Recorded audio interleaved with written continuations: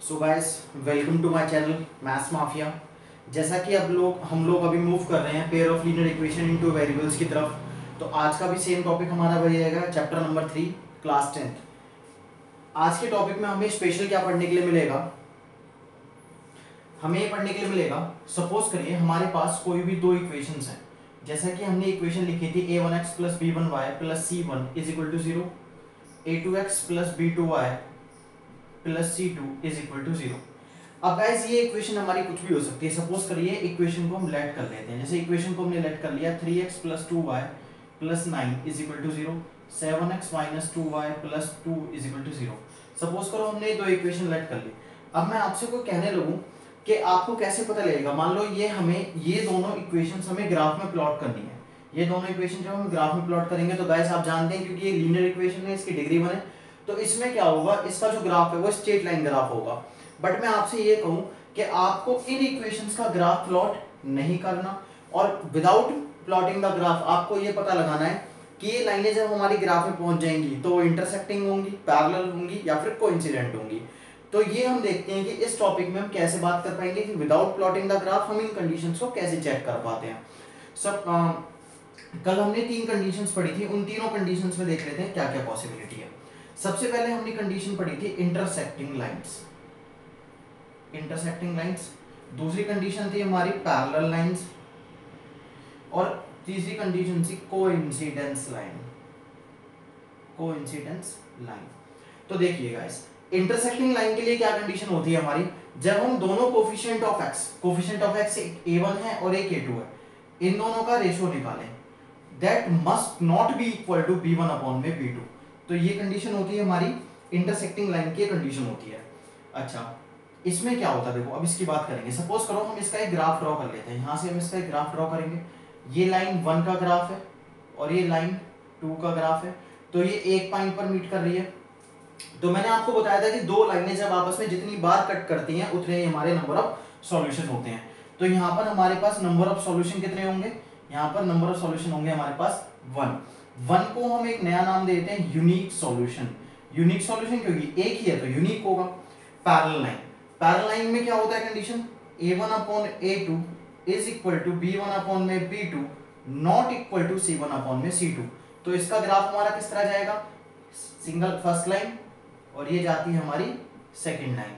अब आप एक चीज देखिए, यहां पर हम नंबर ऑफ सॉल्यूशंस की बात करें, since the lines are not intersecting at any point, किसी भी एक पॉइंट पर ये लाइन इंटरसेक्ट नहीं कर रही, और अगर लाइंस हमारी इंटरसेक्ट नहीं कर रही तो नंबर ऑफ सॉल्यूशन होंगे 0। तो ये हमारी एक कंडीशन आ जाती है नो सॉल्यूशन कंडीशन। तो गाइस हम थर्ड की तरफ मूव करते हैं, कोइंसिडेंस लाइन का मतलब इसमें एक रेशियो फिक्स होता है a1 upon a2 is equal to b1 upon में b2 is equal to c1 upon में c2। अगर गाइस इसका हम एक ग्राफ ड्रॉ करके देखें तो ग्राफ में कैसे होगा, एक लाइन ये आई और दूसरी लाइन उसी लाइन के ऊपर आ जाएगी, कोइंसिडेंस लाइन। कल भी पढ़ा था, हमारे लास्ट लेक्चर में भी हमने इस बारे में पढ़ा है। तो यहां पर हम बात करते हैं नंबर ऑफ सॉल्यूशंस होंगे इनफाइनाइट सॉल्यूशंस, क्योंकि गाइस आप खुद देखिए ये each and every point, at each and every point the lines are intersecting each other. तो यहां पर क्या कंडीशन होगी, इनफाइनाइट मेनी सॉल्यूशंस, ये कंडीशन होगी। तो गाइस आज हमें देखो, अब हम यहां से पता लगा सकते हैं कि इसमें जो हमने पढ़ा, तो मैंने कहा था ना ग्राफ प्लॉट नहीं करना, हमें ग्राफ प्लॉट नहीं करना और ये पता लगाना है। तो ये 3 कंडीशन आपके पास है, फर्स्ट 1 2 3, इन 3 कंडीशंस को चेक कर लिए हमें पता लग जाएगा। जैसे हम देखो यहाँ पे चेक करते हैं 3/7, 2/-2 और 9/2।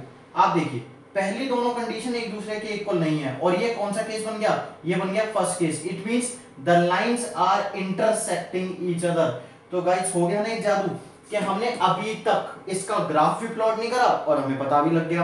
तो यही इस एक्सरसाइज की बेसिक है, इस वाली एक्सरसाइज का सारा इंट्रोडक्शन यही है, इसी पे बेस हम आगे बढ़ते हैं। गाइस इसमें एक थोड़ा सा पार्ट और है, वो आप देखिए। मैथ्स में इसमें एक और लैंग्वेज का यूज होता है, वो लैंग्वेज क्या है, जब हम किसी भी दो पेयर ऑफ इक्वेशंस के, किसी भी एक मतलब पेयर ऑफ इक्वेशन की सॉल्यूशन निकालने में कामयाब हो जाएं, तो हम उन्हें बोलते हैं कंसिस्टेंट पेयर ऑफ इक्वेशन। जब हम कामयाब हो जाए तो उन्हें बोलते हैं कंसिस्टेंट पेयर ऑफ इक्वेशन। और गाइस ये होता है हमारा इनकंसिस्टेंट, ये आप सब लोग जानते हो, सारे इंग्लिश में बहुत अच्छे हो आप लोग, आई नो दैट। तो इनकंसिस्टेंट पेयर, ठीक है। तो गाइस इनकंसिस्टेंट पेयर का मतलब क्यों है, सीधे से रीजन है भाई, यहाँ पर जब हम दोनों लाइन से डाल रहे हैं तो ये लाइन कहीं भी जाके एक दूसरे को मीट नहीं कर रही, तो मतलब नो सॉल्यूशन का मतलब इनकंसिस्टेंट पेयर। अब यहाँ पर तो इनफाइनाइट मेनी सॉल्यूशन से मतलब सॉल्यूशंस बहुत सारे हैं, सॉल्यूशन तो है ना, तो इसका मतलब ये क्या होगा, कंसिस्टेंट पेयर। गाइस मैं अभी आपको जो एक बात बताने जा रहा हूँ बड़े काम की बात है आपके लिए यहाँ पर, क्योंकि जनरली हमने एक देखा एनसीईआरटी एग्जाम्पलर में एक क्वेश्चन इस नए वर्ड पे डिपेंड था, consistent pair in A case of coincidence line, मतलब कि consistent pair in case of infinitely many solution. इसका एक नया नाम और होता है डिपेंडेंट पेयर, डिपेंडेंट पेयर, ठीक है गाइस, इसका नाम और होता है डिपेंडेंट पेयर ऑफ इक्वेशंस, भी इसका एक नया नाम है। तो गाइस आप इसको दोनों नामों से याद रखेंगे, ये consistent pair in case of infinitely many solution, इसका नाम डिपेंडेंट पेयर ऑफ सॉल्यूशन भी होगा, ठीक है। तो गाइस आपके सामने है, आप इसका स्क्रीनशॉट लेके रख सकते हैं चाहे तो, स्क्रीनशॉट से आपको ये फायदा होगा, कभी इन फ्यूचर आप जब इसे पढ़ने बैठेंगे तो आपको पढ़ने में बहुत आसानी होगी। तो अभी जैसे स्क्रीनशॉट ले लीजिए, फिर इसके बाद मैं इसको रब कर लेता हूं ताकि मैं आगे बढ़ूं। तो गाइस अब हम बढ़ते हैं अपनी 3.2 एक्सरसाइज की तरफ। आप अपनी बुक्स ओपन कर लीजिए, 3.2 एक्सरसाइज क्वेश्चन नंबर 1, वही चीज आज भी दोबारा आ जाती है जो आपने 3.1 में पढ़ा, कि आपको किसी भी पेयर, मतलब आपको पहले कुछ स्टेटमेंट दी हुई है और स्टेटमेंट से आपको क्या बनाना है, स्टेटमेंट से आपसे इक्वेशन बनानी है, और इक्वेशन बनाने के जस्ट बाद आप लोगों को उसमें सॉल्यूशंस निकालने हैं ग्राफिकली। जब हम यहां से देखते हैं तो सबसे पहला आता है form the pair of equations and draw the graph, ठीक है। तो पहला क्वेश्चन आता है can student of the class took part in a mathematics quiz. अगर हम बात करें एक्सरसाइज 3.2 की, क्वेश्चन नंबर फर्स्ट के फर्स्ट पार्ट की, देखो कोई भी बच्चे क्लास है, क्लास मिलके बोलती है number of boys and number of girls से, तो यहां पर हम दो वेरिएबल ऐड कर लेते हैं, लेट नंबर ऑफ बॉयज होंगे x, let number of girls होंगी हमारी y। तो हम यहाँ पर सबसे पहली बात देखते हैं अकॉर्डिंग टू क्वेश्चन। सबसे पहले कह रहा है कि 10 बच्चे हैं क्लास में, 10 बच्चे हैं, तो इसका मतलब क्या हो गया, दोनों को मिलाकर हमारे 10 बच्चे होंगे, मतलब कि x + y = 10। ये हमारी फर्स्ट इक्वेशन। सेकंड इक्वेशन की तरफ मूव ऑन होते हैं, the number of girls is 4 more than the number of boys. अगर हम देखें, देखो दोनों को पहले हमें इक्वेट करना है। अब ये कह रहा है number of girls is 4 more than, मतलब कि नंबर ऑफ गर्ल्स पहले से ही 4 ज्यादा है। अगर नंबर ऑफ गर्ल्स पहले से ही 4 ज्यादा है तो इसका मतलब दोनों को इक्वल करने के लिए हमें बॉयज में ऐड करना पड़ेगा। तो आपके पास फिर एक नई इक्वेशन आ गई, x - y = -4, सेकंड इक्वेशन। अब वो कह रहा है कि who took part in the quiz find the solution graphically।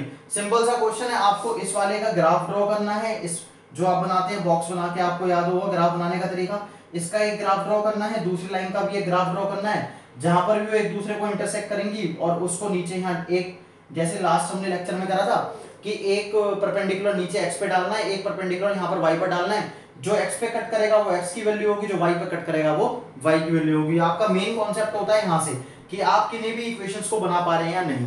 तो गाइस फर्स्ट क्वेश्चन का फर्स्ट पार्ट है, आप चाहे तो स्क्रीनशॉट ले सकते हैं। सेकंड क्वेश्चन की तरफ अगर मूव ऑन होते हैं, इसके सेकंड पार्ट की तरफ मूव ऑन होते हैं। सेकंड पार्ट में ये कह रहा है कि 5 pencil and 7 pens together cost ₹50। अब यहाँ पर कॉस्ट की बात आती है, तो लेट कर लेते हैं, लेट कॉस्ट ऑफ 1 पेन, वो सपोज करो हमने ले लिया x, let cost of 1 pencil, वो हमने ले लिया बेटा y रुपीस। तो पहले क्वेश्चन की तरफ, पहले पार्ट की तरफ मूव ऑन करते हैं। 5 पेंसिल, ध्यान रखना है पेंसिल किसके लिए लिया है, 5y, प्लस में 7 × x, 7 पेन्स कॉस्ट ₹50। नाउ आपके पास ये फर्स्ट इक्वेशन आ चुकी है। अगले की तरफ मूव करें, इसमें कह रहा है कि 7 पेंसिल्स का मतलब 7 × y, ये सेकंड इक्वेशन की कहानी है। 7 × y प्लस में 5 पेन्स 5 × x, दिस कॉस्ट ₹46। तो यहां से इक्वेशन बन गई 7y प्लस में 5x = 46। Here is your second equation. दो इक्वेशन आपके पास आ गई। दोनों इक्वेशंस को आपको ग्राफिकली रिप्रेजेंट करना है। लाइनें जहां भी इंटरसेक्ट करेंगी, वहां से परपेंडिकुलर एक x पर, एक परपेंडिकुलर y पर, और जहां x पे कट करेगा वो x की वैल्यू होगी, और जहां y पे कट करेगा वो y की वैल्यू होगी। गाइस स्क्रीनशॉट आप ले सकते हैं। बात करते हैं अब इसके सेकंड क्वेश्चन की। सेकंड क्वेश्चन में देखो, अब आ गया question on comparing the a1/a2 b1/b2 and c1/c2। आपको ये पता लगाना है कि जो हमारी ये इक्वेशंस गिवन है, सपोज करो हम फर्स्ट क्वेश्चन की बात करते हैं, 5x minus 4y plus 8 is equal to 0, और यहां से आता है 7x प्लस में 6y minus 9 is equal to 0। हमें ये पता लगाना है विदाउट ड्राइंग द ग्राफ कि ये वाली जो इक्वेशंस है हमारी, ये वाली इक्वेशन का जो ग्राफ होगा वो इंटरसेक्टिंग होगा, पैरेलल होगा या फिर कोइंसिडेंस होगा। तो गाइस हम इसमें पहले वैल्यू नोट कर लेते हैं कि वो हमारी जनरल फॉर्म से कंपेयर करके वैल्यू कैसे पता लगती है। देखो वैल्यू आपको जनरल फॉर्म याद होगी, a1x plus b1y plus c1 is equal to 0, a2x plus b2y plus c2 is equal to 0, ये हमारी जनरल फॉर्म होती है। अगर हम यहाँ से a1 देखें, a1 होगा 5, a2 यहाँ से a2 होगा 7, b1 और b2 चेक कर लेते हैं, b1 होगा -4, b2 होगा 6, c1 c2 चेक कर लेते हैं, c1 होगा 8 और c2 होगा -9। तो गाइस हम यहाँ पर रेशो चेक करते हैं, रेशो चेक करके क्या होगा देखो 5/7 -4/6 8/-9। पहले हम इसको सिंपलेस्ट फॉर्म में ले आते हैं सिंपल कोमास लगाकर। 5/7 अगर हम इसको देखो -2/3 आएगा, 2 से कट हो जाएगा, 8/-9। देखो पहली कंडीशन ये आ गई नॉट इक्वल टू की। अगर हमने ये देखा, हम पढ़ते थे इफ a1 अपॉन में a2 is not equal to b1 upon में b2, देन कौन सी होती है lines? Intersecting lines are there. तो कौन सी कंडीशन हमें मिल गई कि हमने फर्स्ट क्वेश्चन के सेकंड क्वेश्चन के फर्स्ट पार्ट में देखा कि यहां पर इंटरसेक्टिंग लाइन की कंडीशन हमारे सामने आ रही है। तो गाइस हमें यही करना है, सेकंड के आप एक पार्ट मैंने करके दिखा दिया, बाकी पार्ट आप अपने आप कर सकते हैं। अब बात करते हैं थर्ड क्वेश्चन की। थर्ड क्वेश्चन में करने का तरीका क्या है? थर्ड क्वेश्चन में भी सेम चीज है। थर्ड क्वेश्चन में हमें ये पता लगाना है कि कंसिस्टेंट कौन सा होगा और इनकंसिस्टेंट कौन सा होगा। तो गाइस हम एक बार रिवाइज कर लेते हैं दोबारा। जब इंटरसेक्टिंग और अगर हम बात करें कोइंसिडेंस, ये हमारा थर्ड क्वेश्चन का एक वो हो गया छोटा सा इंट्रोडक्शन, उससे पता लग जाएगा। तो ये दोनों केस होते हैं हमारे कंसिस्टेंट के, कंसिस्टेंट पेयर्स के। और अगर हम बात करें केवल पैरेलल लाइन की, तो पैरेलल लाइन होता है हमारा इनकंसिस्टेंट पेयर्स। ठीक है गाइस, तो बड़ा आसान सा टॉपिक है। अगर हम एक बार कंडीशंस को चेक कर लेते हैं, अगर इंटरसेक्टिंग या फिर कोइंसिडेंस आता है तो हम बोलेंगे कंसिस्टेंट पेयर ऑफ सॉल्यूशंस, और अगर पैरेलल और इनकंसिस्टेंट आता है तो ये होगा हमारा क्या? Inconsistent pair of solution. तो हम बात करते हैं अपने फोर्थ क्वेश्चन की। फोर्थ क्वेश्चन की तरफ जब हम मूव करते हैं, फोर्थ क्वेश्चन में कह रहा है which of the linear pair is consistent और इनकंसिस्टेंट, ऑब्टेन सॉल्यूशन ग्राफिकली। देखो गाइस अब हम बात करते हैं सॉल्यूशंस की। यहाँ पे फोर्थ क्वेश्चन में एक बात सीखते हैं, नई बात क्या है। फोर्थ क्वेश्चन में देखो फर्स्ट काम है हमारे पास कि हमें पता लगाना है कि कंसिस्टेंट है या फिर इनकंसिस्टेंट है। ये हमें पता लगाना है पहले। इनकंसिस्टेंट सिंपल सी है, कंसिस्टेंट और इनकंसिस्टेंट आप जाते हैं। वो ये कह रहा है अगर कंसिस्टेंट है तो सॉल्यूशन ग्राफिकली निकालने हैं। देखो इनकंसिस्टेंट में तो सॉल्यूशन की बात ही नहीं करनी, वहां पर हम लाइन लिख देंगे since the pair of solutions are pair of equations are inconsistent so that's why we can not find the solution. But consistent में भी एक केस होता है। देखो कंसिस्टेंट में क्या है, अगर हमारा इंटरसेक्टिंग पॉइंट आ रहा है, इंटरसेक्टिंग आ रहा है तो हमें सॉल्यूशन निकालना है, और अगर यही हमारा कोइंसिडेंस आ रहा है लाइंस, तो हमें सॉल्यूशन नहीं निकालना। इस बात को याद रखना, क्योंकि इनफाइनाइटली मेनी सॉल्यूशन होते हैं, और इनफाइनाइटली मेनी सॉल्यूशन का सिंपल सा मीनिंग है भाई कितने सॉल्यूशन हम निकाल पाए हमें नहीं पता।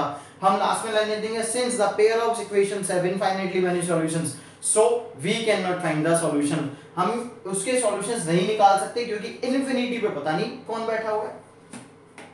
आगे देखते हैं क्वेश्चन नंबर 5। ये गाइस क्वेश्चंस के सॉल्यूशन कराने जरूरी नहीं थे, इसलिए नहीं आपको कराए।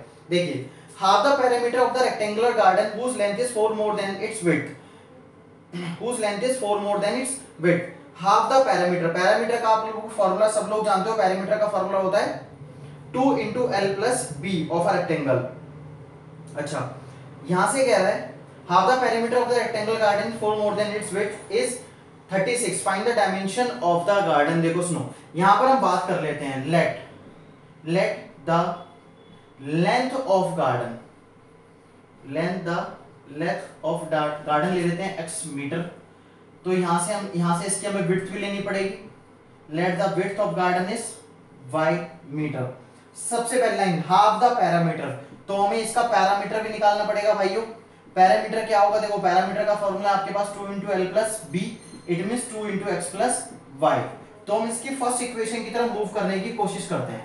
देखो कह रहा half the parameter, half the parameter मतलब कि पैरामीटर की जगह आएगा x प्लस वाई इज 36, ये आ गया। तो इसमें क्या कर सकते हैं हम, 2 से 2 कैंसिल आउट कर दें और यहां से x plus y is equal to 36।